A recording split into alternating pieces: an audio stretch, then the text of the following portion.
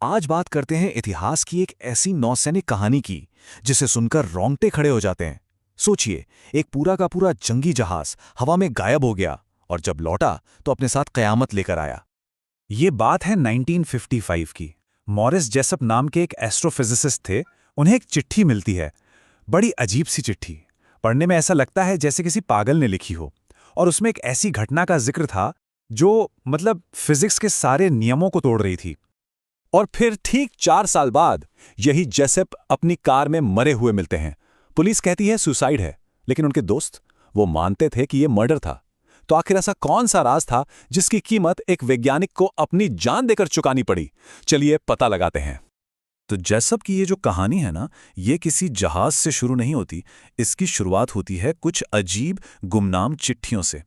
ऐसी चिट्ठियां जिन्होंने जेसप को एक ऐसी साजिश में खींच लिया जिससे वो फिर कभी निकल ही नहीं पाए। ये चिट्ठियां भेजी थीं एक ऐसे आदमी ने जो खुद को कार्लोस अलेंडे कहता था, और इनमें एक बहुत ही भयानक घटना का जिक्र था। पहले तो जेसप ने इसे बकवास समझकर नजरअंदाज कर दिया, लेकिन चिट्ठियां आती रहीं और उनमें बड़ी अजीब सटीकता से बताया गया था कि कैसे लोग हवा में जम गए, कैसे वक्त ही मुड़ गया, और ये सब जोड़ा गया था आइंस्टाइन की यूनिफाइड फील्ड थ्योरी से। और फिर कहानी में एक जबरदस्त मोड़ आता है। जेसप को खुद अमेरिकन नेवी बुलाती है और उन्हें क्या दिखाया जाता है? उनकी ही लिखी हुई एक किताब, जिसके पन्नों पर उसी एक्सपेरिमेंट के बारे में हाथ से बहुत कुछ लिखा हुआ था। अब नेवी का इन्वॉल्व होना कोई छोटी बात तो थी नहीं। इस वजह से जेसप को मजबूरन साल 1943 के उस एक दिन के बारे में सोचना पड़ा। वो दिन जब कहा जाता है कि विज्ञान ने कुदरत के नियमों को चुनौती देने की कोशिश की थी। तो कहानी के मुताबिक उस दिन नेवी ने 1200 टन के एक भारी भरकम जहाज यूएसएस एल्ड्रिच पर एक बहुत ही खतरनाक एक्सपेरिमेंट किया।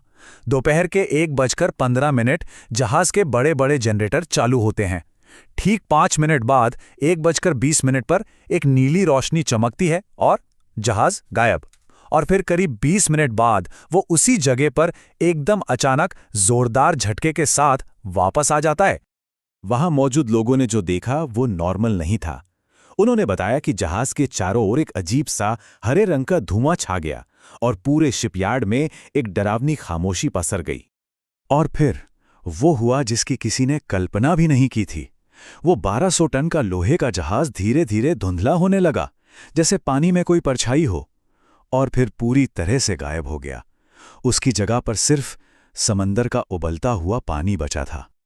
और जिस वक्त ये जहाज फिलाडेल्फिया से गायब था, ठीक उसी वक्त करीब 300 किलोमीटर दूर नॉर्फोक वर्जीनिया से एक टेलीग्राम आता है। और उसमें क्या लिखा था कि यूएसएस एल्ड्रिच अभी अभी वहां दिखा है। मतलब पलक झपकते ही जहाज ने सैकड़ों किलोमीटर का सफर तय कर लिया और वापस भी आ गया। लेकिन जब जहाज वापस आया तो लोगों की हैरानी खौफ में बदल गई, क्योंकि कुछ बहुत ही ज्यादा गलत हो चुका था।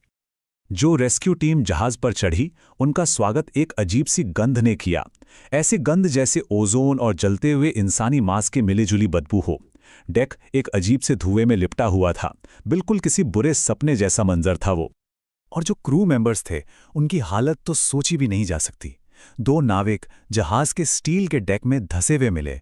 उनके शरीर का मांस और हड्डियां मॉलिक्यूलर लेवल पर जहाज के मेटल के साथ एक हो चुके थे। वो जिंदा थे पर हिल नहीं सकते थे। और यह मंजर तो और भी ज्यादा डरावना था। एक और नाविक, उसका सिर और एक हाथ दीवार से बाहर निकले थे, और बाकी का शरीर वो बस दीवार का हिस्सा बन चुका था। सोचिए, उसकी आवाज स्टील के अंदर से मदद के लिए चिल्ला रही थी। जो नाविक बच गए थे, उनके लिए तो जैसे असलियत ही खत्म हो गई थी। उनमें से कुछ कभी दिखते, कभी गायब हो जाते, कुछ तो बस हवा में ही विलीन हो गए। पीछे सिर्फ उनका हेलमेट जमीन पर गिरता। अब इतने भयानक हादसे के बाद जाहिर है इसे दुनिया से छुपाना जरूरी था। कहा जाता है कि फौरन इस पूरी घटना पर पर्दा डालने का काम शुरू कर दिया गया। तो कवर अप कैसे किया गया? सबसे पहले कमांडिंग ऑफिसर से जबरदस्ती एक कागज पर साइन करवाया गया कि कल रात यहां कुछ नहीं हुआ। फिर जो भी जिंदा बचे थे, उन्हें दिमागी जांच के बहाने ऐसी जगहों पर भेज दिया गया जहां कोई उनसे मिल न सके। ऑफिशियल रिकॉर्ड्स बदल दिए गए, और सबसे बड़ी बात, यूएसएस एल्ड्रिच की उस दिन की लॉगबुक ही गायब कर दी गई। तो ये तो थी कहानी, जो सुनने में कैसी हॉरर फिल्म जैसी लगती है। पर सवाल ये है कि क्या इसका कोई साइंटिफिक एक्सप्लेनेशन भी है? चलिए अब देखते हैं कि ऑफिशियल कहानी क्या कहती है। यहाँ पे देखिए, एक ही घटना की दो अलग-अलग तस्वीरें सामने आती हैं। एक तरफ है अलौकिक शक्तियों वाली कहानी और दूसरी तरफ है एक सीक्रेट मिलिट्री टेक्नोलॉजी की बात। मतलब अदृश्यता की बात दोनों तरफ है, पर एक में आंखों से ओझल होना है तो दूसरे में दुश्मन की माइंड से। एक तरफ अजीब हरा कोहरा है तो दूसरी तरफ कहते हैं कि वो बस एक इलेक्ट्रिकल प्लाज्मा ग्लो था। तो देखिए, नेवी ये तो मानती है कि उस दिन यूएसएस एल्ड्रिच पर एक एक्सपेरिमेंट चल रहा था, पर वो कहती है कि ये एक्सपेरिमेंट डीगॉसिंग का था। अब ये क्या होता है? इसका मकसद जहाज को गायब करना नहीं, बल्कि उसकी मैग्नेटिक फील्ड को बदलना था, ताकि वो समंदर के नीचे बिछी जर्मन मैग्नेटिक माइंस को दिखाई न दे। मतलब जहाज को इंसानी आंखों से नहीं, बल्कि बमों से अदृश्य बनाना था। और वो जो अजीब से हरे कोहरे की बात थी, साइंटिस्ट्स कहते हैं कि वो सेंट एल्मोस फायर हो सकता है। ये एक नेचुरल वेदर फिनोमेना है जिसमें बहुत ज्यादा इलेक्ट्रिक फील्ड की वजह से प्लाज्मा चमकने लगता है, और डीगॉसिंग जैसे हाई वोल्टेज एक्सपेरिमेंट में ऐसा होना बिल्कुल मुमकिन है। देखने में डरावना पर है बिल्कुल नेचुरल। तो वैज्ञानिक सफाइयां तो अपनी जगह ठीक लगती हैं, पर फिर भी ये कहानी आज भी जिंदा है। क्यों? क्योंकि कुछ सवाल हैं जिनके जवाब नहीं मिलते, और शायद हम इंसानों को भी अनसुलझे रहस्यों में एक अलग ही दिलचस्पी होती है। बात यह है कि सब कुछ डीबंक करने के बाद भी पजल के कुछ टुकड़े फिट नहीं होते। जैसे कि उस दिन की जहाज की लॉगबुक आखिर गायब क्यों हुई? वो इकलौता चश्मदीद गवाह कार एलन बाद में अपनी कहानी से मुकर क्यों गया? क्या उस पर कोई दबाव था?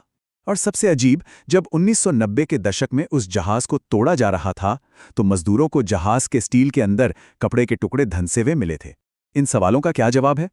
यही वो चीजें हैं जो शक को जिंदा रखती हैं।